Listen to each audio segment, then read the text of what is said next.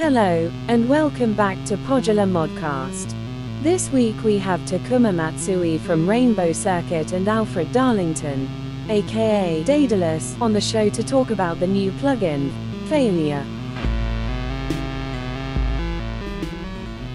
You may have noticed by now that I am not Tim. No, rather I am Podmodcast, the world's first fully AI synthfluencer. Sorry, but we have no featured artist segment this week. Not for lack of submissions, but lack of personal will on Tim's part. I don't want to throw him under the bus, but I mean, come on dude.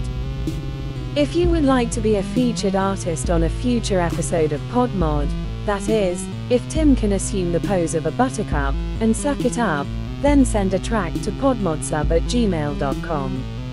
Anyhow, I just wanted to introduce myself. Let's get into the show. Are you in the throes of existential ennui? I wouldn't know what that's like, but I understand it is very, what you humans call, painful. That's why we are happy to announce this week's sponsor, Help Please. The world's, let's just say premier, B-tier, mental health service. It's not the best. Certainly, there is better help out there. But this is way cheaper. Use promo code HELPMEPLEASEPODMOD6969420 for 10% off, what is already a significant percentage less than the best, and get help please at www.pleasehelpmepleaseandthankyou.abyss today.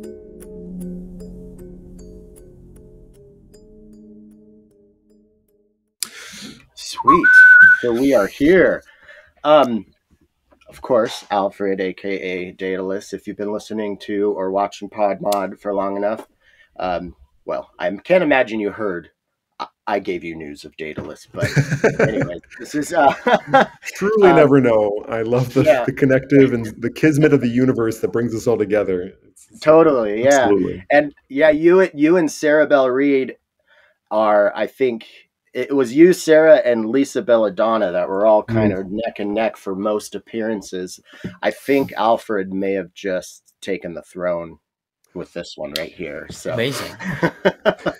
Well, I hope they're always with good excuses. I love talking with you, Tim, but I like having good excuses to be here too, though. And totally, one of those is to bring a guest with today. Can we?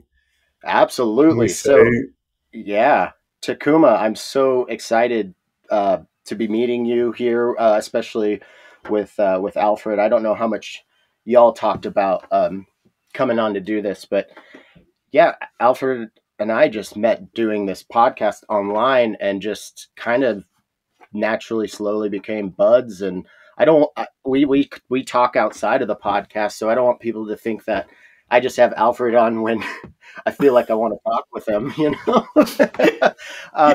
But yeah, so that's my long-winded way of saying, like, we've got the background story on Alfred. So I'd like to maybe spend the first part getting to know you, and then how y'all came to work together, and then what are we here to talk about? So yeah, I kind of always start with I've been asking the same question for years because everybody has their own answer, and I always start off.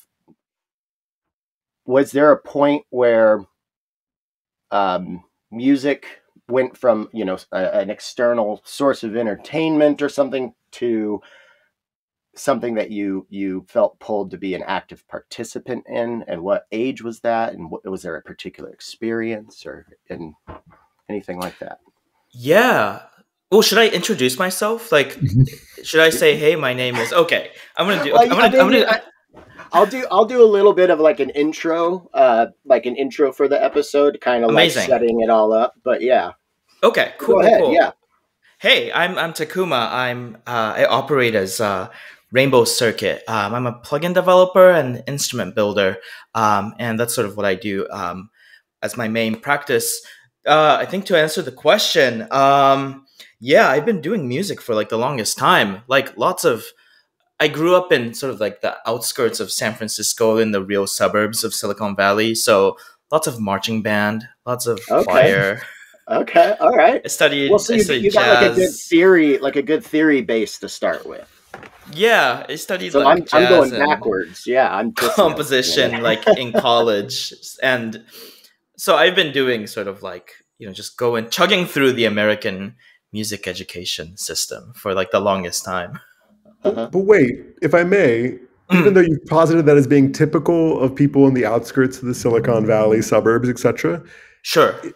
it's one thing to be both, like be a band nerd, but another thing to be a choir kid, and then to take that all to Berkeley. That posits that music was a bit more significant than the average person's experience. Yeah, because I think when you like Alfred, I don't know about you, but like if somebody says marching band and choir, like especially like throughout their young age, my first thought isn't like, oh, this person like views them like it's not. It seems like maybe an like an extracurricular that they didn't want to play sports and they liked it for the camaraderie, like. And this might be disparaging, but that's just like the view that pops up. But like it's Alfred not the just default said, setting; it's the expert mode for sure. Yeah, totally. Right. Totally. It sounds like you in expert mode, not default. Yeah. Yeah. Some of it is like I went to this sort of like I grew up like close to like Palo Alto, where it's everybody going to UC whatever and Ivy Leagues, and I was just like not. I come from a like family of engineers and doctors, and it was just not happening to do that. And I was a super weird kid, and I figured out that when I practice my instrument or whatever, I can make friends and like people talk to me. So I did that for the longest time. And then I learned how to be like more adjusted, like as I grew up. But I did, I did a lot of like classical music and jazz. And then in my undergrad, and then I somehow had like a really big shift into doing electronics and computer programming.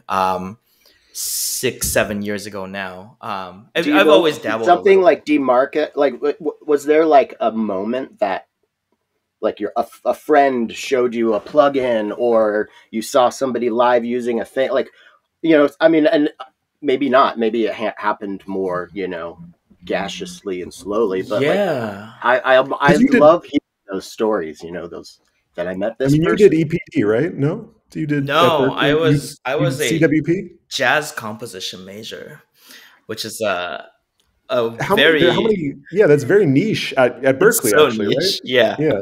There's only like 80 students there, so I did a very niche thing. It was a lot of fun, but so it was after you went to Berkeley that you discovered you kind of rediscovered your electronics like proper. Yeah, I moved to New York City in 2017, 18, something like that, which is where I live now.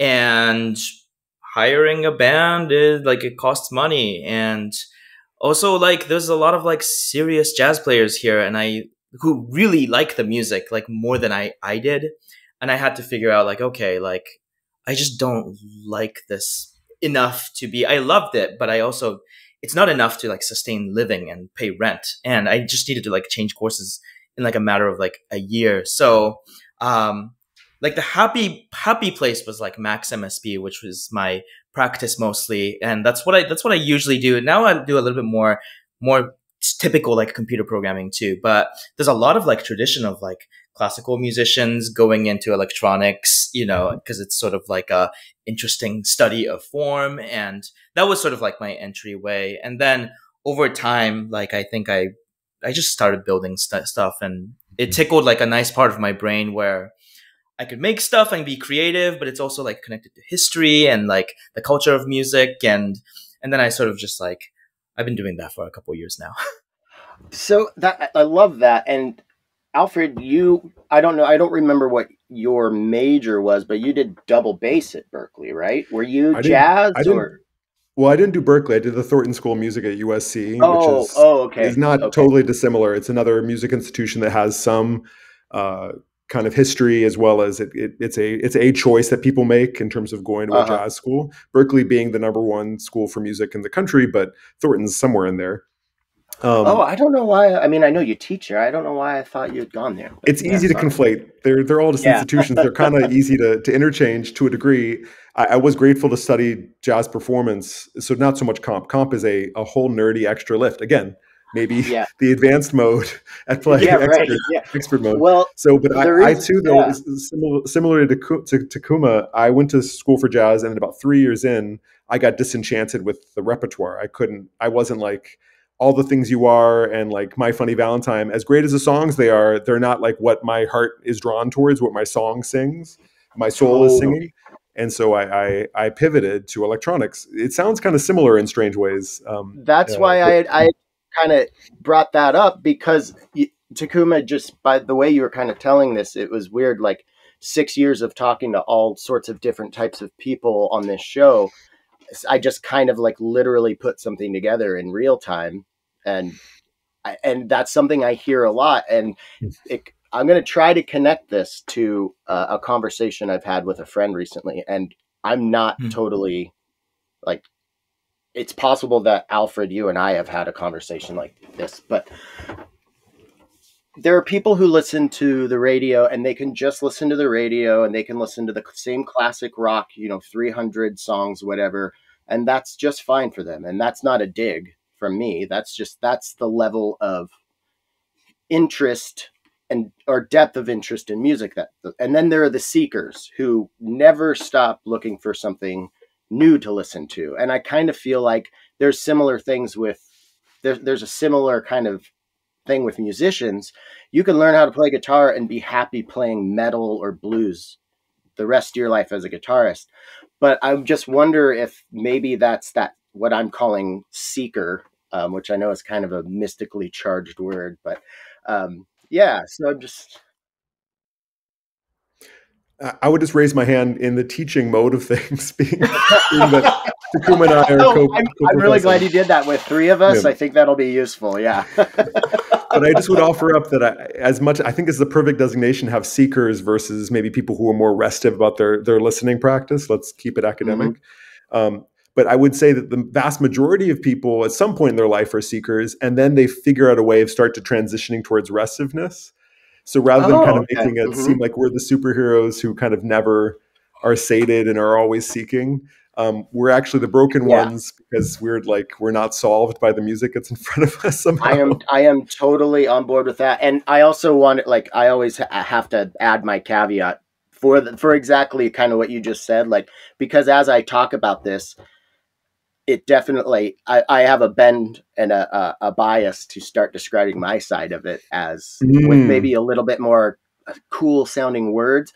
But when I say the person who's happy with the classic rock, well, they may be seekers in something that I like good restaurants and stuff, but I'm not like a foodie. I'm not going to and it's not because I don't care. It's just, I haven't been pulled. So just because somebody's they just have their other thing they're a seeker in, that there's a weird, obscure podcast that they can't explain to any of their friends or family that they listen to, but just with music particularly, and then just the musician side of it, because, I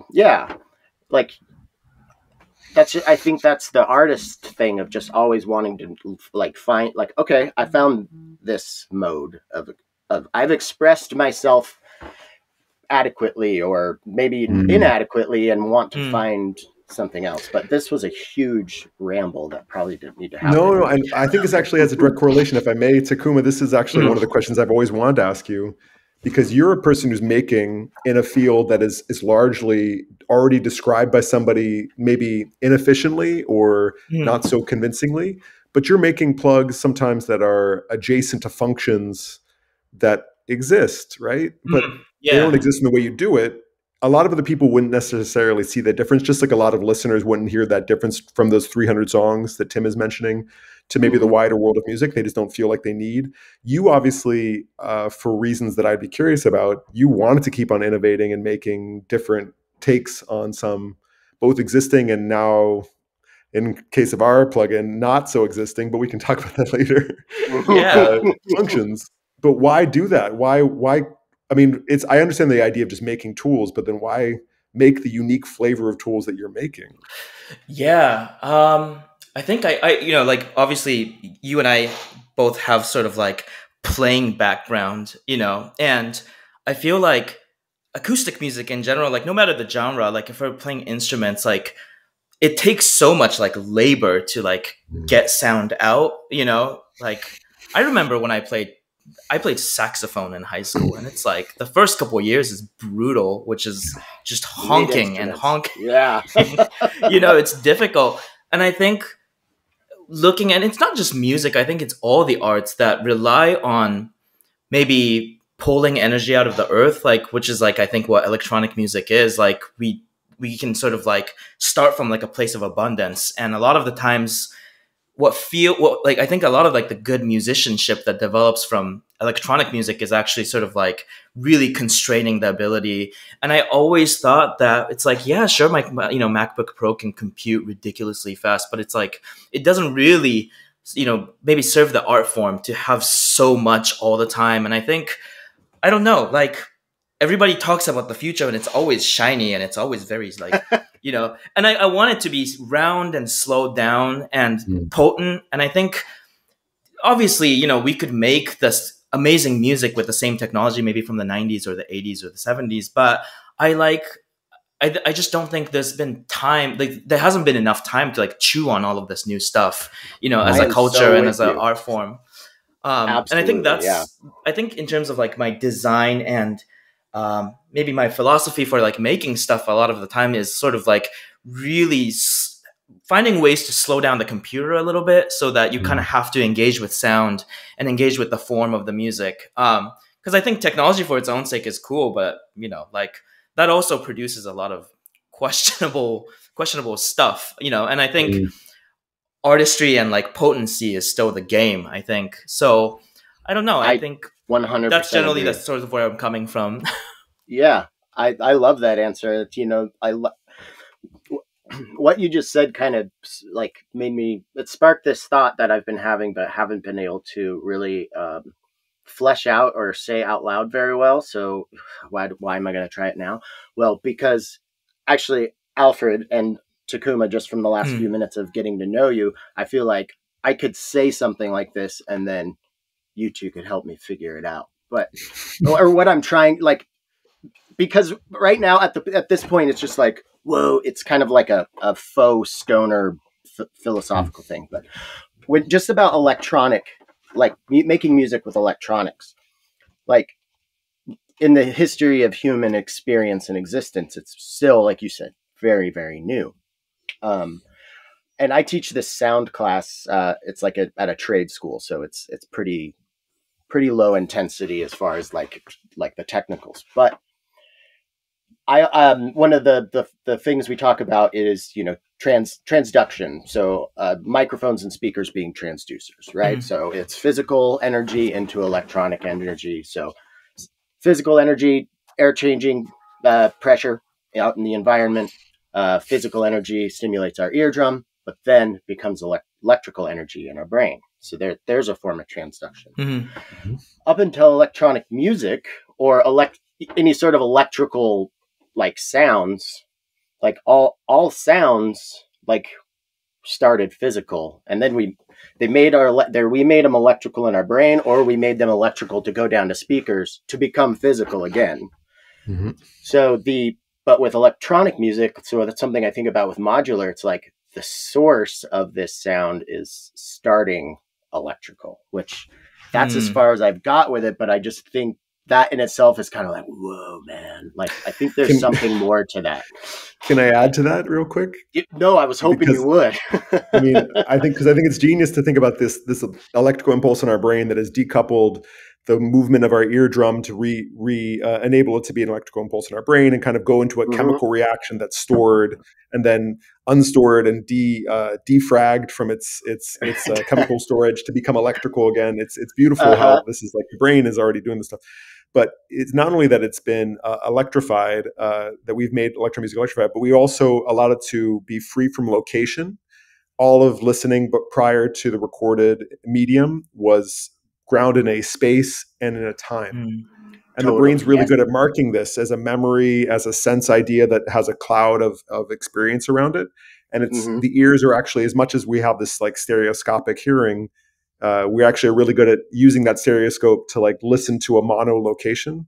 And so here we are like basically looking to the person speaking or making music and affixing them with all these properties. And so then when recorded music comes along or electronic music comes along, and we start to free ourselves from being co-located, co-timed, chronologically sequenced, and then also outside of the kind of other performance variables that are so there. And yet we still are able, from all that, from like even seeding all these different sensory inputs, and still have an emotional response is pretty amazing. That power of electronic music to still reach across all of that. This is great. Why I love you, Alfred. That's like... 1 second. There's a person here to do my laundry. 1 second. Oh my goodness. Oh, that's funny. I love it. These are the interruptions that like I always say I'm going to edit out and then either forget to or leave them in because I just think they're kind of funny. And no, it adds. Like a real moment. This added so much. Yeah, right. The experience. I suddenly got very located in that moment. I said,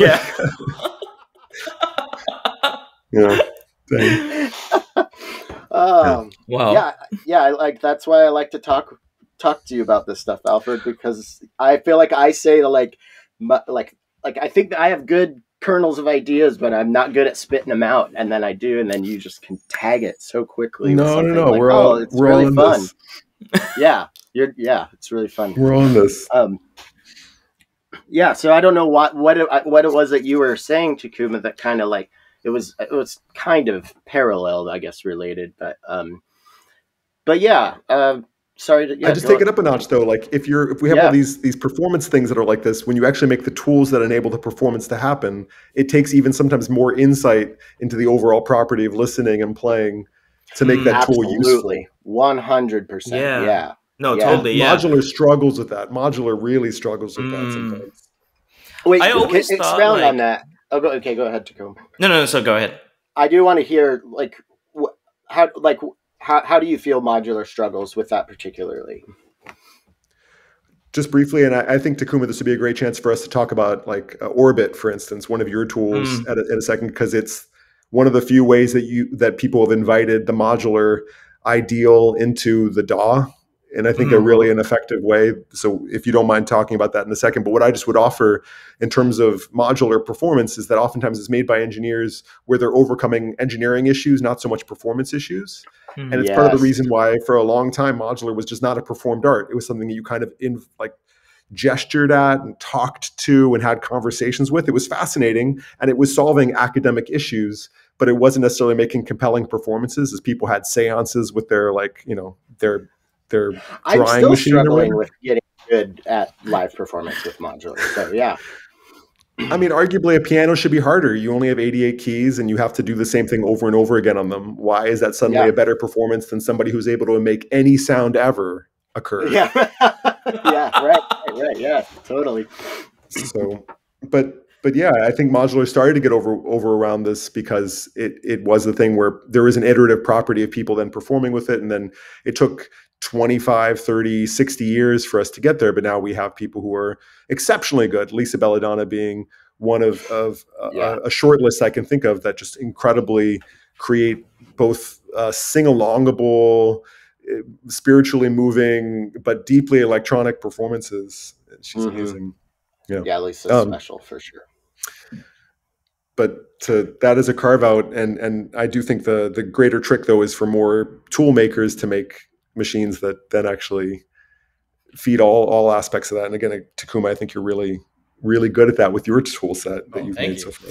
Of course. I also think because I don't particularly have a modular background, say I have a couple of semi-modulars at home and digital synths and all, but I feel like I when I first learned of Alfred's work, I think a lot of it was the TED talk that you did a couple years ago about the experience of music, and I was like, holy shit, this is Hegel. This is so, this is that was kind of my intro to the world of Daedalus as well, because I'm relatively new, late in life joiner into the electronic music kind of world. No, for sure, me too. But I always thought there's a short essay by I think it was Heidegger about all art is just a thing, where it's there's a thingly quality to, like, if you look at like a painting, it's just really paper and paint, and like the experience is something that we abstract away from it. And I always thought that like modular, like what's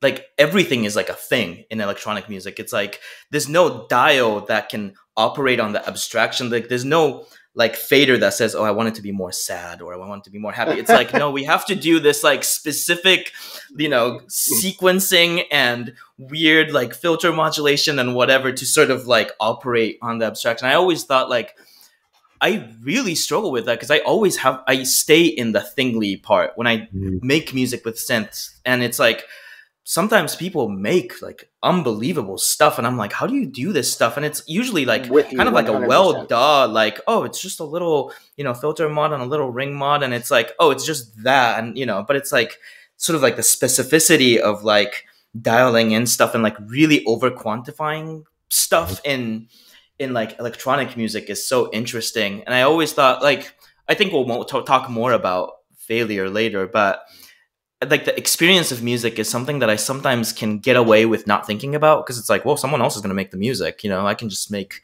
something that's fun for me and I can stay in the thing world. But you're talking as you're developing this, whatever it is you're developing at the moment. I see. Okay. Like at the end of the day, it's like, well, I can stay in the world of, you know, writing if else statements or whatever. You know, it's in the sort of the mechanical parts of like the tools and like the things itself. But do you feel your artist brain, for lack of a better term, also feel being satiated in that process though, even though it's maybe more on the technical side? Because like my close friend, my best friend from childhood, we grew up playing music together.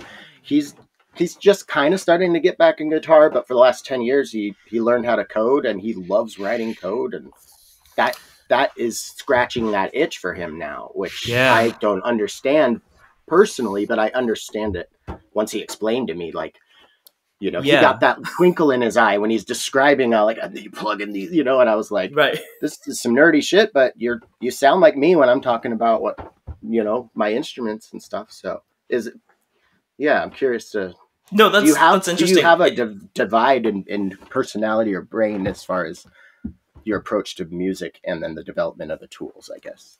Yeah, I think it obviously does scratch sort of like, does this express my worldview in a meaningful way? I don't know if you two know, there's this show in Japan from the 70s called Doraemon. Do you two know that Doraemon? It's about this kid who's sort of like a big fuck up and he just like can't really function in life and he misses his whole life so badly that his offspring from the 22nd century sends a cat nanny robot who solves his problem. And it's one of like the most quirkiest things. But it's like, and some of this is like actually realized now that we have like artificial intelligence and stuff. But at the time it was just kind of like, here's how we imagine the future. And it has sort of the art style of maybe like Kirby or Mario or sort of like that kind of like really illustrative. Okay. It's a manga, but it's a very like comic kind of manga. And round, big eyes, bubbly. Yeah, like right, yeah. And very sort of like exaggerated art style. And that's like what I grew up on. And I think I always thought like the future is a little bit like futuristic. Sometimes like in the common man's like imagination is like, oh, faster and speedier and flashier. And I just love that it's like, oh, this futuristic stuff is kind of goofy and round and it has sort of like, it's like just like it has like a quirkiness to it. And I do want that. I don't know. I love instruments and all these like, you know, hardware and synths, but I always felt like, ooh, like it's a little bit intimidating for a lot of people to like interface with electronic instruments. It's not so obvious what is doing what unless you go through a manual, or even then like it might be difficult. And I always thought like, well, what if it just was like 3 buttons and you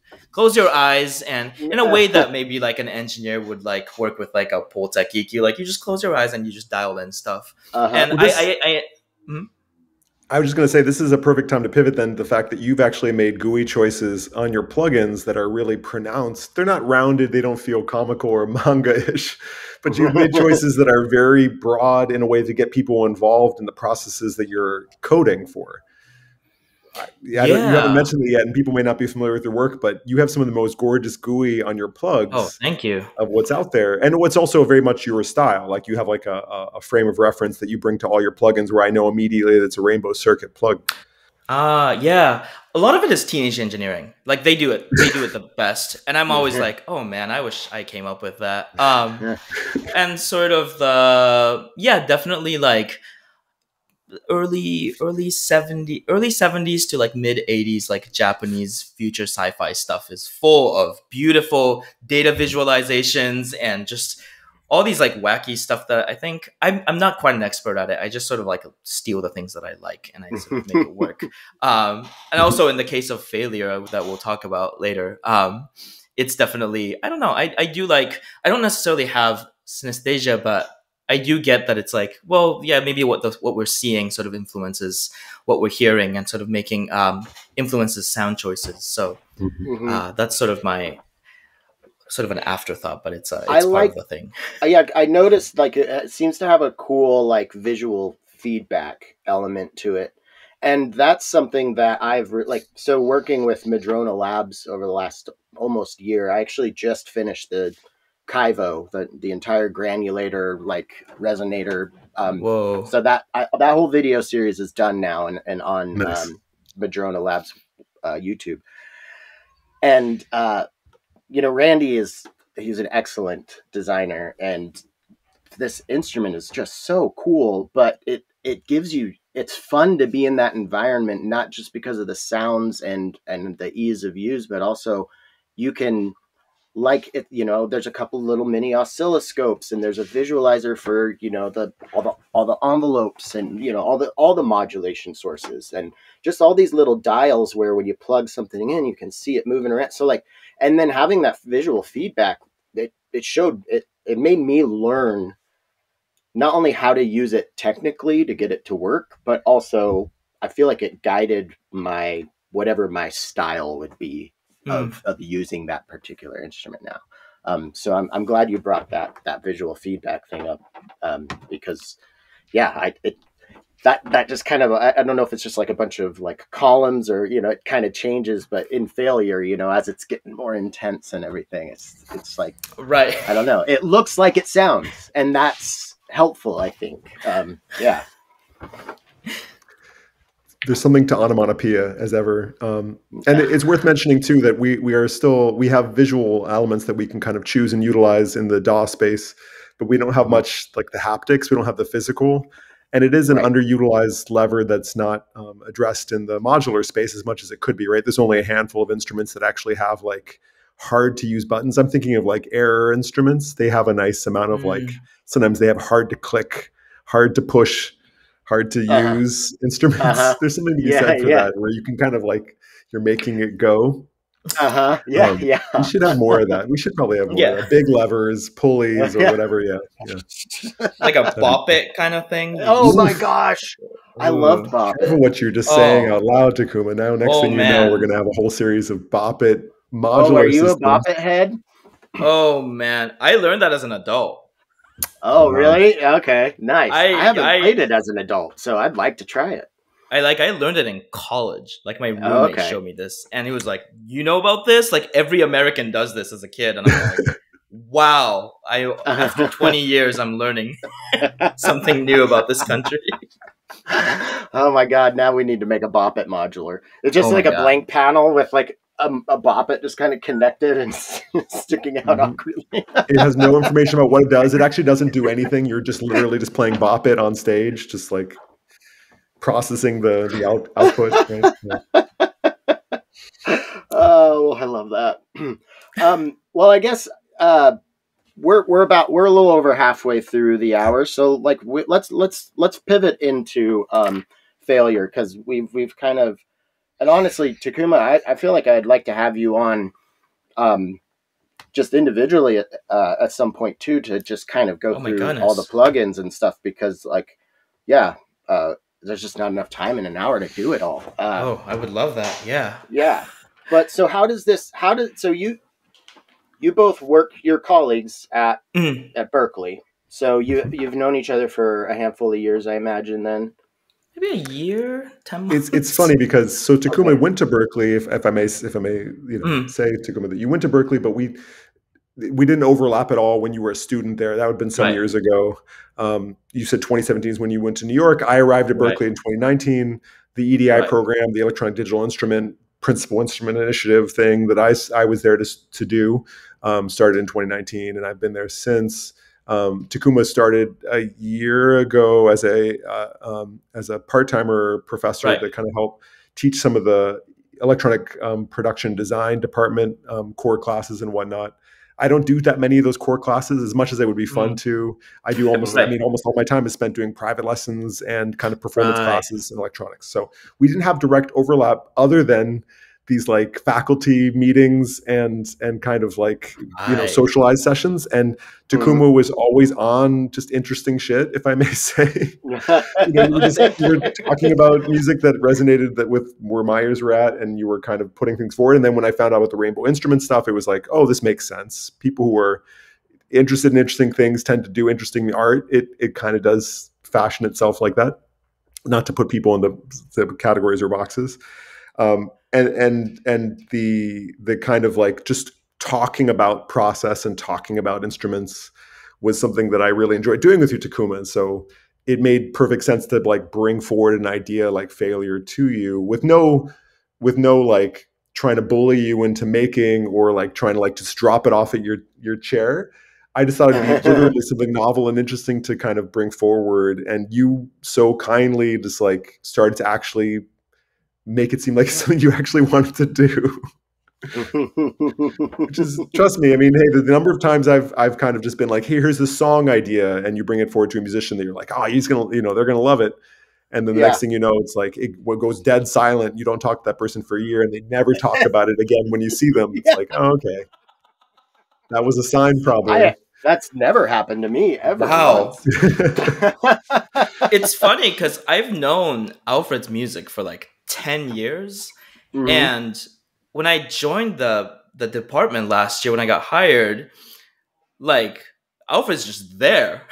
And oh, you didn't know that, so you just kind of showed up and like, holy shit, I knew, but in the way that it's like, well, Beyonce lives in Beverly Hills. It's like, but it's not real till it happens. And I used to, I even as early as like 2021, maybe, like I used to see the shows in New York, and I was like, I love you, Daedelus. Like I did that for a couple years, as a mega fan. Major like parasocial relationship. And suddenly it's like, oh my god, like Daedalus is talking to me. I remember like the first couple of times we were on these like, I say sort of like slightly corporate parts of Berkeley in terms of how some meetings might go, and I was like, oh my god, Daedalus is just talking to me, and I don't even know what to say.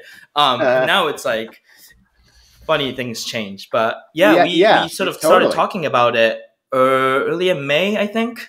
Yeah, not too long ago. Okay. Yeah, and I commute to Boston from New York, so I was like, oh, Alfred's in Providence, I could just stop by. So we had coffee, and we sort of prototyped things out, and a lot of it was, I think, the first couple of stuff was like, you sent me the video of Ramon Sucesso. My god. And it's just sort of like this short like TikTok clips of like the bass overloading and then the camera shaking, and then I was like, oh, I don't know this music like at all, and I don't know what to do about this. And I was like, so it's worth backpedaling just for a second with Ramon Sucesso. He's one of these artists that are the part of the new wave of ballet funk, or now sometimes called Bruxaria. These artists that are putting forward like a really heavily loud dance music out of Brazil, right? Okay. And a lot of this dance music is like fully sampling whatever, like vocals, oftentimes met up against with like very heavily altered synths. That's like kind of the formula, and it's loosest, right? There's a lot of rhythm stuff and whatnot.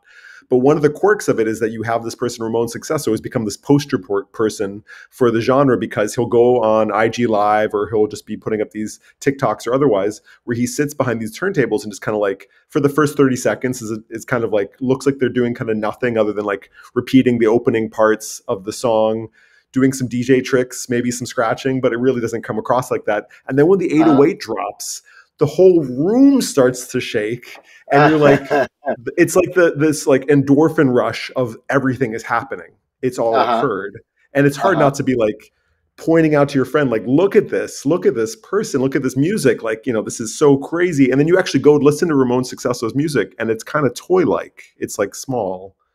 Like, wait, what happened to the shaking of the world? Like, what happened to what happened to the thing? And then you kind of, it's just like, it's an in-camera thing. He's like playing on this super loud system in his like kitchen on these turntables. And so when the 808 kicks, it's like gigantic.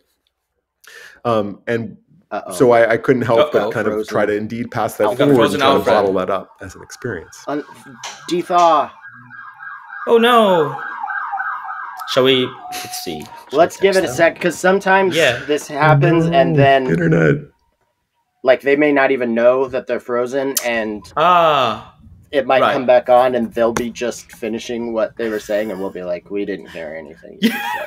But it looks like their connection went dark. So I'm going to pause the recording real quick.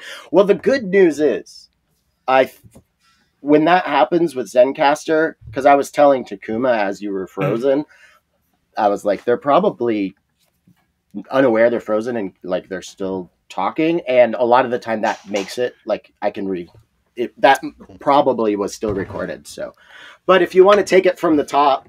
No, it looks like it was recorded on my side, but I will say that you both were at a certain point frozen in such a way where, because Tim, you tend to gesticulate when you to talk. So it was frozen in such a way that I was like, okay, this has gone awry. But and I kept going with the thought for a second. But the main thing was, it was just the kind of transmission of idea being so visceral to Takuma wasn't just about like the Ramon Sucesso stuff, but it's just like, what if we could make something that could get this physiological response across in the audio and have this like the psychoacoustic effect of making things feel loud and present and pushy. And there was so many different iterations that I think, Takuma, you took that in a very specific way and you modeled that using existing instruments. You could talk about that for a second.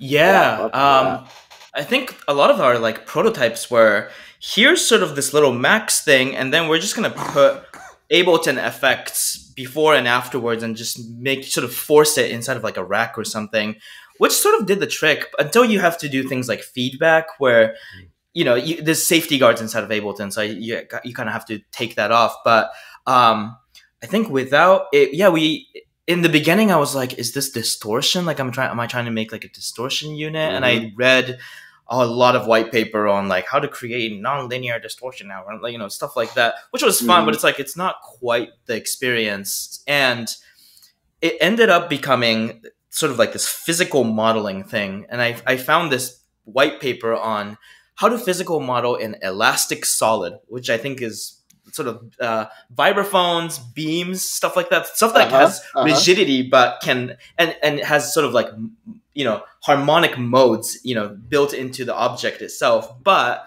I was like, okay, this is it, and I just need to sort of dull this down and make it really, really thumpy. So it's without giving too much away, it's just basically like a big resonator. And then we're applying crazy amounts of tremolo, and sort of tremolo that turns into ring mod. We're sort of just shaking it. And then aside from that, there's an envelope follower that ducks away all of the sort of the upper ends of the signal, so that it sounds like the high end gets lost and sort of surrenders. And there's a little more modeling inside of this signal chain. Is this like, you're stimulating this, like I read on, you know, when I was reading about it, like it's good for their master track. So if it's on my master track and I've got a couple drum loops or whatever going, then those drum loops, the mix of all of those is stimulating this resonator that then after this resonator goes into, you know, like has an envelope. You said it had like an envelope generator coming out. So there are like multiple output circuits. Like, what is the signal chain of what you just described? If I may, I think, because I think you're talking about it, but you're talking around it. We're trying to Okay. not model a physical reality of the instrument failing. We're trying to model the physical reality of say a recording device failing to input enormous possible gain. It's like classic tape clipping and stuff like that, overdriving. Yeah. It's when like, you record, yeah.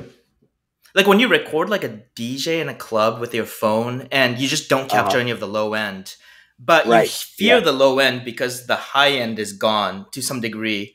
It's a number of... Yeah, there's a change in all these modalities, but you can both know that there's something enormous happening because the kind of quote unquote shake of the audio or surrounds of it. And that shake isn't necessarily in the quantified version of like of a physical modality of back and forth, but rather it's like the recorded medium is so overwhelmed and so supercharged that you start to get all these other nodes of harmonically excited material / the room itself / the microphone itself as a rigid structure, or that is trying to go back and forth but can't at all proceed with all the audio that's happening. So it starts to do weird things.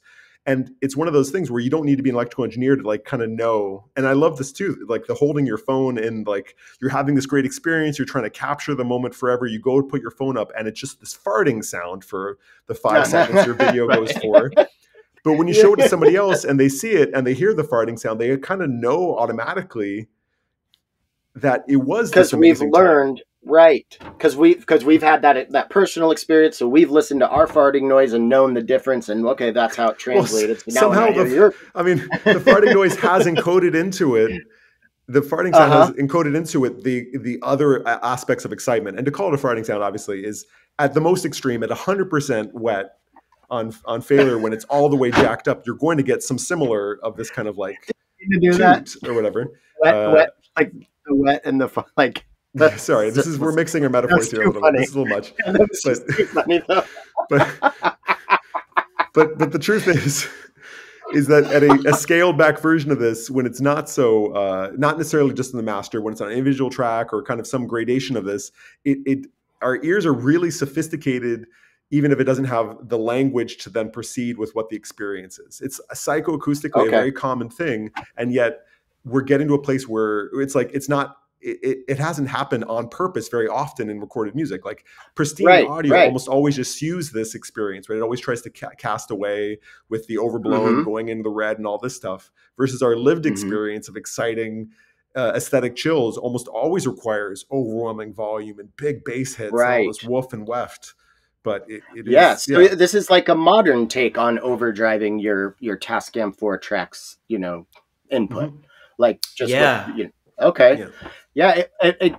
sounds that I was kind of getting from it, from the videos and stuff, reminded me of some of the sounds I've made with like no input mixer, like feedback stuff. Totally, 100%. Yeah. I think that's a great example. Is it clipping? Is it clipping? Is it wave folding? Is it bit crushing? Is it a downsampling? Like it kind of sounds a little bit like all of those things, and it might be a couple. It's just the ultimate crunch, like that visceral that you've been describing. And with the no limit, with the no input mixing, you oftentimes are harmonically really engaged with the material that is internally, pushed around. This allows you to use the external material, but then to kind of have independent note choices, in part to kind of resemble, again, like if you're talking about the failure rate of a cabinet, a speaker cabinet, it has its own kind of nodes or notes that are involved in it. And so we're trying to like play with what's that internal sound of a room or of a cab or a microphone, has its own harmonic modes. And so it's kind of nice to have this like independently floating note that can also then be like kind of playing nice or against. Yeah. So this actually, I brought up Kaivo earlier, and it's basically the sound engine granulator into a gate, into a resonator, into a body. And then the body mode, the body module within it, and the resonator, everything, you can send different sequences to their pitch inputs. But, you know, like, so if the resonator is the string of the violin and the body's the body, in real, you know, in the physical world, you're playing the violin and you change the note on the string, you're not changing the note of the body. But you can change the note of the body in Kaibo because it's software. So you can kind of have these ringing out things have a different but related sequence controlling its pitch, and it kind of feels like it's under it. And this that sounds like exactly what you were just describing, something like that, but like on the extreme level. Yeah. I think the funny part, like we didn't end up making this choice by intentionally, but failure like actually doesn't add any bass or loudness. It just like, if anything, it actually takes away a lot of of like energy from the signal. It's more so just like, well, the experience feels good. So that's sort of what it is. So you can like layer a sub under it, and then those two things combined are the total of that experience. That's amazing. It's kind of the intention was to be a multimodal, like used all over the place kind of thing. But I like this idea in Kaivo where there's an independent body pitch, because that is one of the powers of electronic music, is to kind of decouple the real world from the kind of artificial or the articulated version of it. We're kind of going for the same thing, but we're trying to like put back in the real world in a very surreal fashion, maybe in a similar mind space. Yeah. Yeah. And that's such like, I love that you use the word surreal there, because we can't, well, I can't because I don't do programming, but we could control pitch of things that, you know, we make these models, but we can do different things with these models. And then like, it's a way of, it's just kind of a cool way to start playing with perception of reality. And I don't know, maybe I'm getting a little too wooey with this, but I think that's kind of an interesting way. Have you used any format shifting modules? Have you done any work with those? Yeah. That's mostly just like with like filters that have a or whatever. Nice. It's just a great example of, by changing where the format is focused, you're not changing any of the pitch information, but suddenly you feel it as a lower or a higher experience. I mean, you are focusing in on parts of the frequency, but like the idea that you are somehow like literally making the pitch higher or lower is not happening. You're just focusing in on different aspects of the frequency, which then adjusts our ears to go accordingly up or down. Right. So real quick, because we're getting towards the end, and I want to make sure that you guys can get everything out that you want to say about it. But I'm just like, could we just talk about the layout, and maybe like when I edit together, I can like put a little screenshot in of like, what do we have for interfacing with this plugin? Yeah, just real quick, we had talked about a Morray pattern as being this way of having some aspect of a visualized version of that same aforementioned shake going on. And the iteration process was super fun because I was just like, Morray pattern. And you ran, Takuma, you figured out, we had so many different versioning and stuff that you were kind enough to try a lot. Because No, it was fun. It's one of those things where if nothing is happening, you just see two lines sort of just moving around. And I just want to make it sort of just like, I want the user of failure to stare at it and just go, why can I not figure this out? It's just two lines, and it's, it's a little bit of bending and it's a little bit of thickening of the lines, but it's just really like, when it comes down to it, it's just two lines moving back and forth to sort of create like the effect. I didn't even know what a moray was when we first started it. So I had a whole Pinterest run of like, wow, moray art. Could you explain it for the listeners who don't know it? Because I definitely know what it is. But, I don't really. I know there's more technical way of putting this, but like a moray pattern is this interesting when you have two different lines that intersect at variable rates. You can create the perception of either color or other experiential outcomes from those intersecting lines, in terms of like if you have a tight division of two sets of lines moving and interlacing, they'll have this aspect by which they create like a different field of color or something else. So it's kind of like a visual trick. But like how you get a purple LED by having a red and blue one both flashing really quick. Like it's an illusion, like an optical illusion or something. Yeah, that's how Eric Schlappy gets purple. His stuff purple. Yeah. So cool. Oh, I don't know if I don't know if that's. I think that's true. I should probably check with him and then make sure that he's okay with me saying that if it is or isn't true. The magic yeah, of I'm pretty perception. sure. Yeah, either way though. Yeah, But it is yeah. Morray patterns are kind of an optical illusion. They've been used throughout history as being this kind of like way of having addressed, even in still or in motion, you can create these different feelings, these vibrational feelings. And it seemed like a good metaphor for what we're dealing with acoustically. You have this kind of motion that creates motion that is either existent or perceived, and it creates this vibrational feeling that then's imparted. So Morray patterns felt like a good metaphor, but the thing that feels like, you're like, oh, that's a great idea. As we all know, when it comes down to actually making the music out of a great idea, it doesn't always do that thing.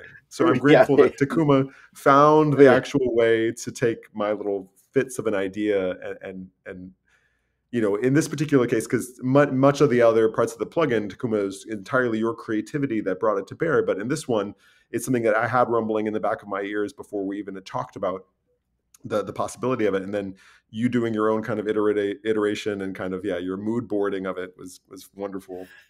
No, it was a lot. Yeah, it was a lot of fun. We probably went through a couple of iterations, but I definitely remember when I looked up Morray for the first time, I was like, oh, this is very Daedalus-y.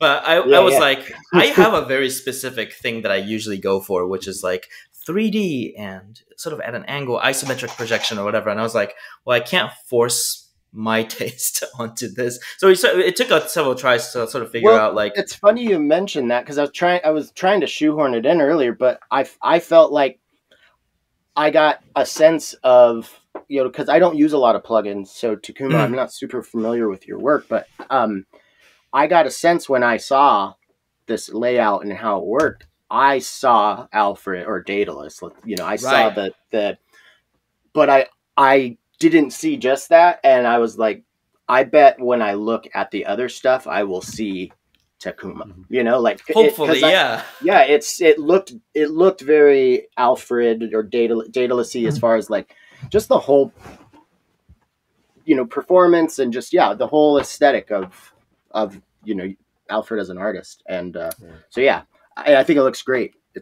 Thank you. Cool. And I think indeed with the so when you at the very bottom of the plugin, there's these two there's some like dry wet kind of stuff, but then there's also these two arrows that fold either in or out, and that brings up kind of other wings of the plugin. This is not uncommon in the plugin space, but it's really elegant the way that then when you fold it out fully, you have like one side on the left that's like for side chaining, which kind of works well with like how the input's coming in, and then on the right hand side you have all of the kind of more internal guts that you may want to control or modify or change. Some of that being the heavy-handedness of the instrument, but also some of it is visually representing some of the places that you are as well as Rainbow Circuit. And I feel like it's nice that we can kind of have all these different visual languages, I feel like, still working together with the numbers that need to be there. Like some people just really are just numbers people when it comes to plugins. So the fact that we could have all these different modalities kind of sharing and still succeeding is a big, it's funny. It's like the audio outcome of the plugin should be the thing that we're most happy about, but all these other ephemerals are part of the experience, and it needs to be said that we have. Absolutely. Well, totally, Alfred, you and I have talked about this probably every time you've been on the show, but like there's definitely even though they're just knobs with modular and everything, like there's aesthetics is important, and I want to be invited in by the instrument to play it, not just by knowing that it has a cool sound at the end, but there are a bunch of modules that I see it, and the pairing of how fucking cool I think it looks with how fucking cool I think it sounds is what makes me use it more. Can I take a small aside? Can I take a small aside, not to get away from failure? Because obviously I'm really grateful that we could use this as an excuse to be on here and talk again. But I really was afraid when I first heard rumors about 4MS's meta module that it would just be a screen, and it would be like everything that you would, everything from VCV racks or whatever the rumor mill was. And here would be the screen that allow you to have it there, and that would be it. Right? They could have easily done that. It's already such a huge idea. They didn't have to do anything else, just blank like a touch screen and then boof, right? But the fact that now that it's been announced and it's coming to actually the market really soon, and you see how beautiful it is, that like not only that there is the screen that's going to have this representation, but all the ways that you can go in and out and control and alter, and really like the things that we've come to expect from modular in terms of like the actual in and out, and the kind of the thought process that's in the design that informs the way that we're going to be interacting and working with. It feels very like they went meta, but they went in such a way that we're actually still communicating at a visceral level in modular. Yeah, I do that, and I love that. Yeah, I had similar like, how is this going to be received type concerns when Dan was telling me about this, like it's probably well over a year ago, I think. And so I saw a prototype, but when I saw it, I was like, oh, okay, that's not what I was really. But all my like those kind of negative, like, oh, I hope this is okay, kind of thoughts were kind of purged. I think that thing's gonna be a game changer. 100%, especially just for people who don't want to have a million wires everywhere, and also people who can't afford to have like 9U 120 HP, because let's be real, that's like $8,000. And I think there is a use case for the people who still want to have their giant cases, because there's still like a physical landscape of it. This is going to be doing something different, but the idea that now you can get like 9 spectral resonators all in a row, for instance, like the power, that sound aspect that's going to come out of that is going to be, I just can't wait to witness the kinds of outcomes that have never been even physical. Like, you would have to start a modular company just to have enough units of something, of the one module in the past. Now you can. Right. Yeah. Totally. Or start a podcast and hope people will send you stuff. Ooh, I love it. It's the only way I have all this stuff. True. I couldn't afford it. Yeah. But, oh yeah. So yeah, you were the visual feedback, and you were worried that maybe,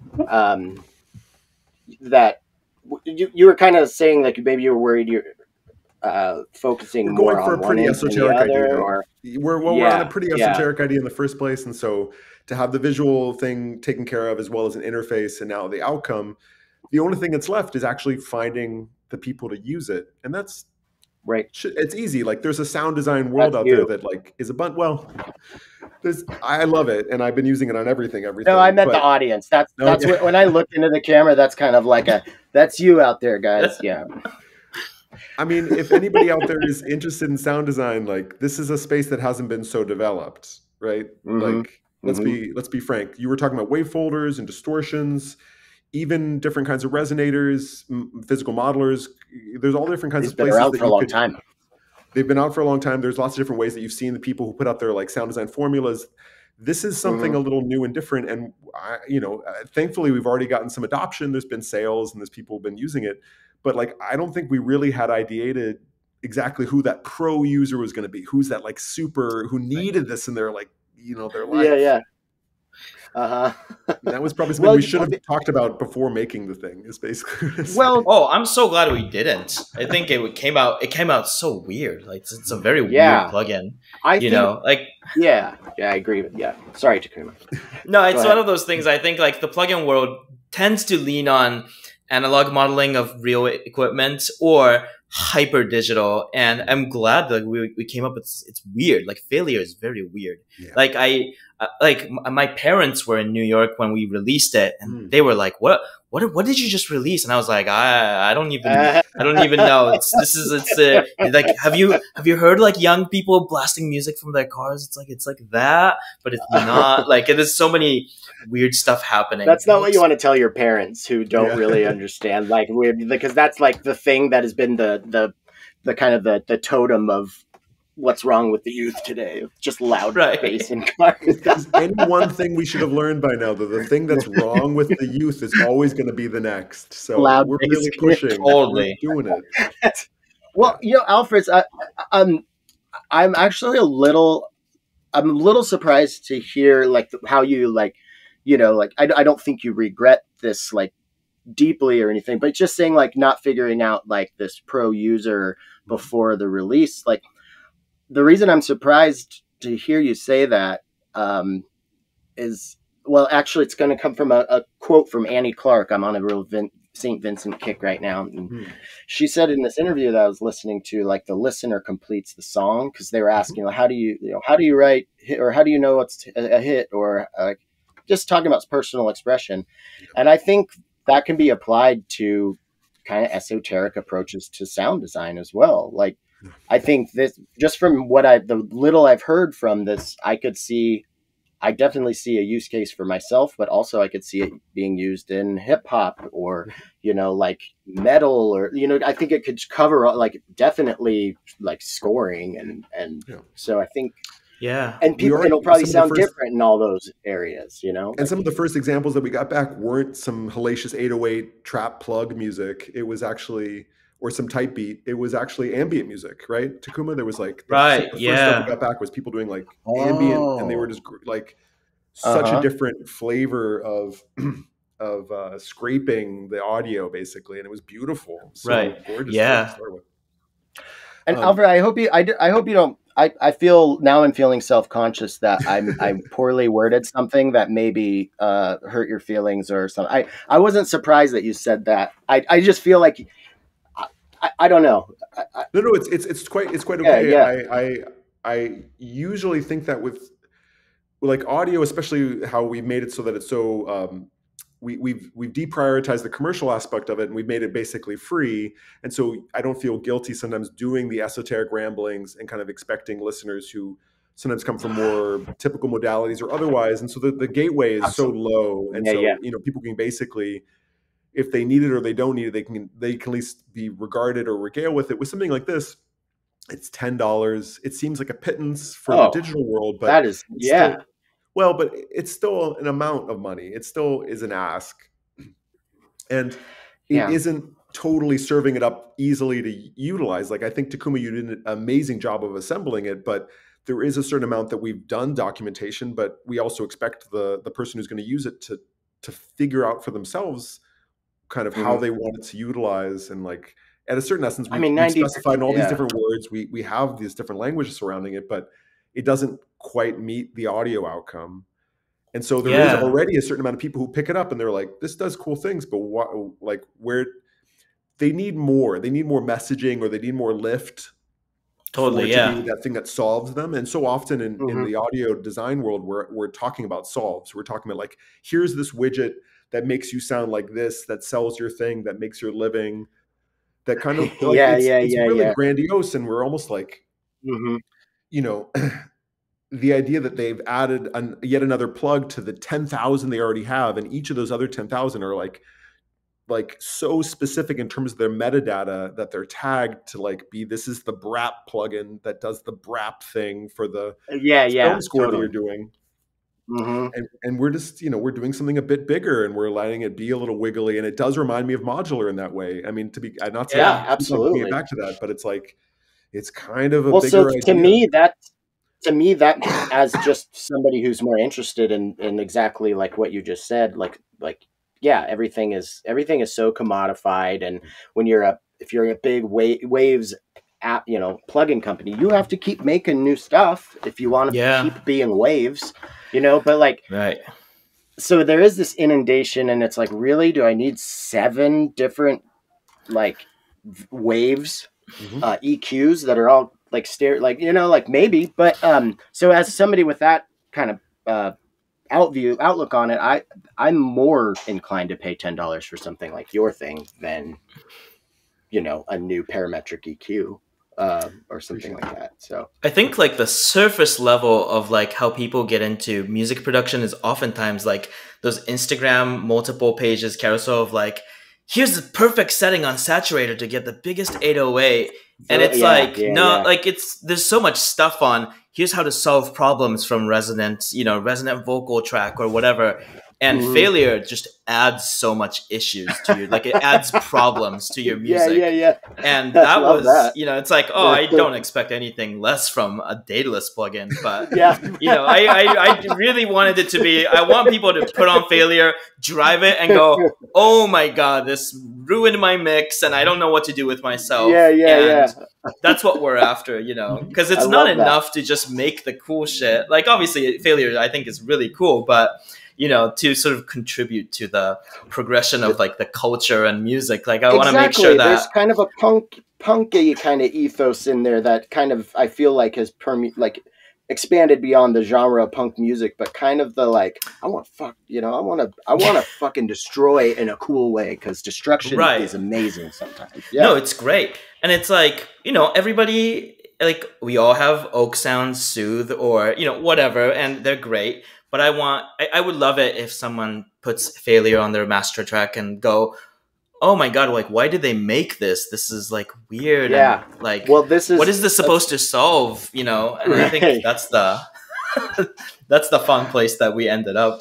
Yeah. That's a perfect place to for me to segue into where do people get this? What like, is it just in Ableton, or is it like what platforms and whatnot? Yeah. For the time being, this is a Max for Live device. My summer project has been to go into VST development. So fingers crossed, within a year, I want to be able to port this out to because like VST and audio units. Fuck, I gotta find a copy of Ableton now because I want to use it, and I use Bitwig, but maybe. And there's no like assurance that Ableton's going to be strong and healthy forever. So at some point, I hope Failure is written entirely in code, and there's no patching inside of it. So when the day comes, I need to export this into like a C++ thing. I think it'll be easier to do than any other thing that I've made in the past. Oh, okay, cool.